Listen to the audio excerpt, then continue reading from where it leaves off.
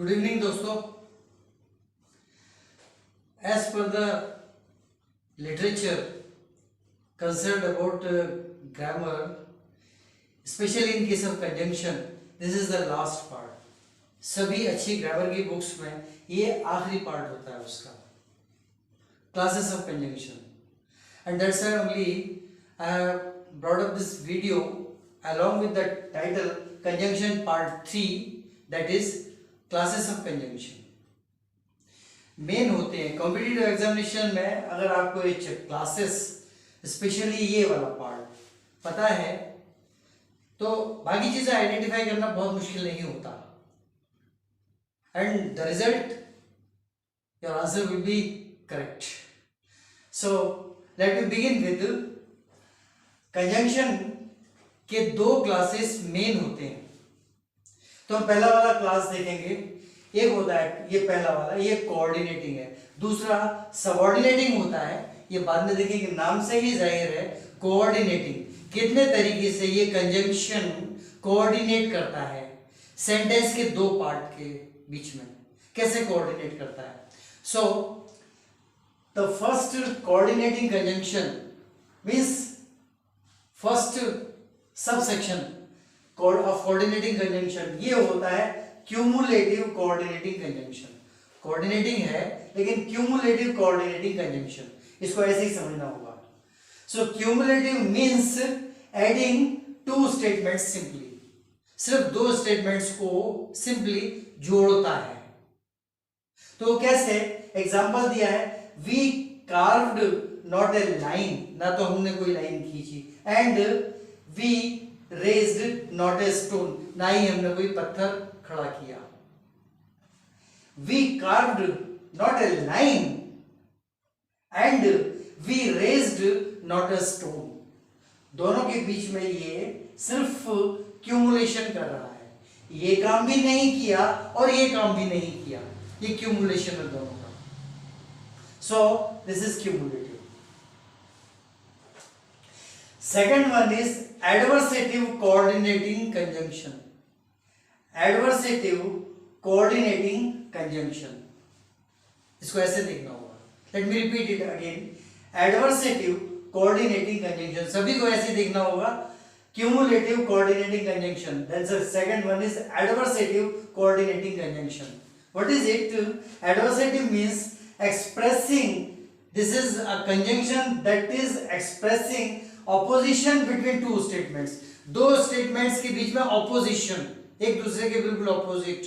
क्या है वो ऑपोजिट, देखते हैं। यहां पर मैंने कंजंक्शन को ग्रीन से अंडरलाइन किया हुआ है, और बाकी पार्ट जो कि जैसे कि इसमें है क्यूमुलेटिव है, तो एडिंग टू स्टेटमेंट्स, तो ऐड में एक को इधर दे दिया है, एक को इधर दे दिया, राइट से दिया है। यहां पर अंडरलाइन किया क्या क्या क्या क्या एडवर्स है, expressing opposition between the two statements. This is that conjunction. So what is this conjunction? But. And example is, he is slow but he is sure. Slow और sure एक दूसरे के opposite हैं, so opposition between the two statements. The statements. ये statement है यहाँ पर, ये statement है यहाँ पर, दोनों के बीच में but लगा हुआ है, और ये एक दूसरे के opposite हैं। See, he is slow, but conjunction आ गया, but he is sure. ये opposition है, तो ये adversative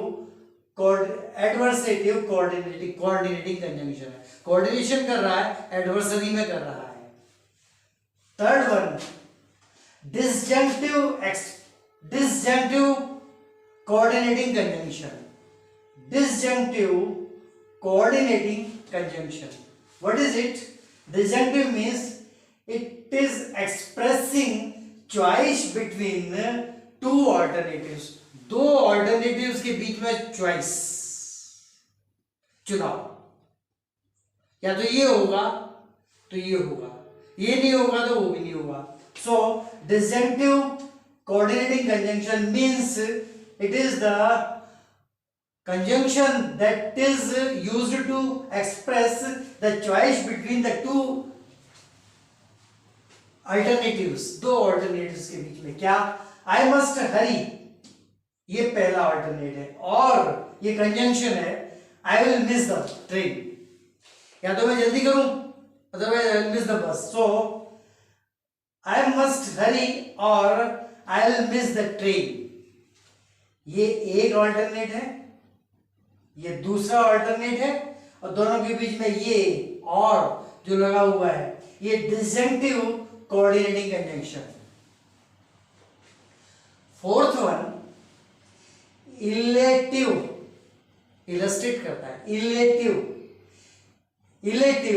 कोऑर्डिनेटिंग कंजंक्शन। ये क्या करता है, एक्सप्रेसिंग एन इन्फरेंस, एक इन्फरेंस को एक्सप्रेस करता है। एक्सपेरिमेंट होता है, फिर ऑब्जर्वेशन होता है, उसके बाद आता है इन्फरेंस। हमने केमिस्ट्री में पढ़ा था, प्रैक्टिकल का पार्ट है। लेकिन ये इन्फरेंस मतलब होता है निष्कर्ष, क्या निष्कर्ष निकलता है। ये तो इन्फरेंस को ये बतलाता है कंजंक्शन। दो चीजें होती है, इसमें भी दो चीजें रहती है, लेकिन दोनों के बीच में कंजंक्शन लगा हुआ है। समथिंग सडनली फेल इन, ये फेल इन ये हुआ है। For I heard a splash, क्योंकि मैंने स्प्लैश सुना है, तो ये इन्फरेंस है। समथिंग सडनली फेल इन, ये इन्फरेंस है। For I heard a splash, ये घटना हुई है, आवाज आई है कोई। इस तरह से समझेंगे। कंजंक्शन बहुत मुश्किल चीज नहीं है, but it's really very wonderful, too wonderful. Just like your previous videos in which I have mentioned preposition as a decorative part of the sentence, this is also decorative part of the sentence, stylish sentence. So this is coordinating conjunction, and the second one is subordinating. Subordinating यानी सहयोग करने वाला, subordinating। एक part और दूसरे part दोनों में कोई चीज माननी ही पड़ेगी। So subordinating conjunction means it is used between mutually depending clauses. दो क्लॉजेस हैं जो म्यूचुअली डिपेंडिंग होते हैं, एक दूसरे पे डिपेंड करते हैं। फॉर एग्जांपल, दो एग्जांपल ही दिए इसमें। As he was not there, क्योंकि वो वहां नहीं था, I met his father. As यहां लगा हुआ है, ये कंजंक्शन है, लेकिन बीच में ना होते एक तरफ है, दोनों ही एक तरफ आए हैं। As he was not there, क्योंकि वो वहां नहीं था, I met his father, मैं उसके फादर से मिल गया। Second one, since you say so, I must believe it, क्योंकि आप ऐसा करें इसलिए मुझे मानना चाहिए, विश्वास करना चाहिए। Since you say so, I must believe it. So this is subordinating conjunction. इसमें कोई क्लासिफिकेशन नहीं है, सब classification. This is all what I wanted to bring in your notice. आज इतना ही। पसंद आए तो सब्सक्राइब करें, कमेंट करें, शेयर करें, आप पर है। अब इसके बाद अगला पार्ट ऑफ स्पीच लाऊंगा। मोर नेक्स्ट टाइम। Good night.